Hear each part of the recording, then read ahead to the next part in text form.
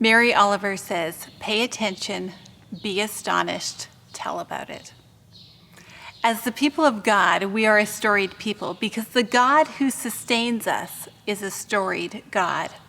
And therefore, our stories are haunted with the presence of God as God interacts with human beings, with you and with me.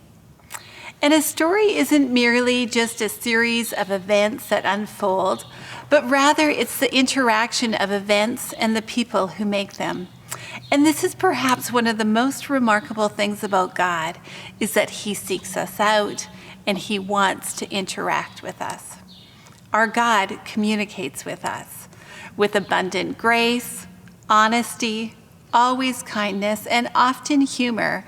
Our stories intersect with the story of God, with God as creator, Jesus as liberator, and the Spirit as sustainer. Now, as skeptics and cynics, we can easily dismiss rumors of such transcendence. We can sit around and pluck blackberries, unaware of the burning bush in front of us. And though our world is charged with the grandeur of God, we often only see the black and white of our physical existence. Our pragmatic and sensible minds, firmly planted in this secular age, do not easily imagine this earth being crammed with heaven, as Elizabeth Barrett Browning testifies. And yet, as Charles Taylor suggests, we can't help but wonder if we are mistaken. And even though our age is certainly secular, Taylor names and identifies what some of our best novelists, poets, and artists attest to, that our age is haunted.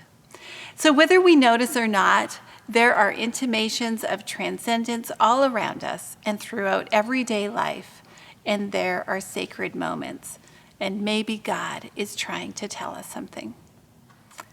Frederick Buechner, in his The Remarkable Ordinary, he sees the world as a manger, the whole bloody mess of it, where God is being born again and again and again and again. After all, God is with us. The presence of God often shows up in all sorts of unexpected places, and often in ways that we don't readily identify as divine. And as we root ourselves in the reality of Emmanuel, we start to see our lives, this world, not just being tinged with the glory of God, but sometimes saturated. After all, we are living in a God-present, post-resurrection, Spirit-infused world. And yet, how do we see the sacred, the holy, the divine hints of God? Psalm 46:10 says to be still and know that I am God. And it is in that stillness, when we take the time to notice the incarnations of God all around us, that we start to hear his still, small voice. And if attention is the beginning of devotion, then this is where we start. So, as an act of worship and love, we learn to pay attention. And rather than just hearing about the story of God, we start to see God's hand moving in our own lives and through our own stories. And with this Benedictine understanding of conversion and reconversion, we commit ourselves to being always surprised by the sacred. God doesn't just show up once.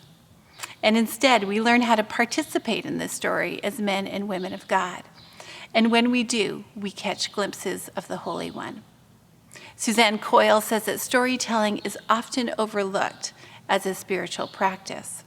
And yet, perhaps this is our endless and proper work, to pay attention, to be astonished, and to tell about it. These are our stories, these are our songs, and they proclaim the divine presence and love of Jesus.